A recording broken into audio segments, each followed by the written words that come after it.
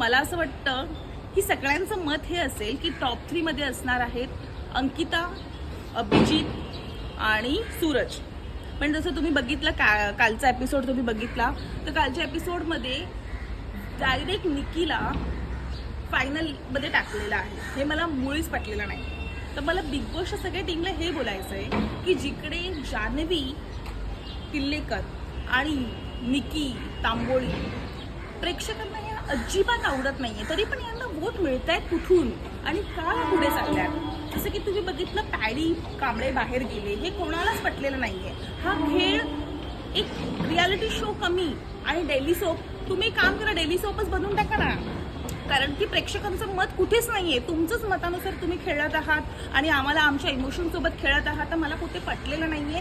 जर big boss Marathi निकी तांबोळी किंवा जान्हवी जिंकत असेल तर मी बहिष्कार घालते. हा शो मी बिग बॉस कधीच बघणार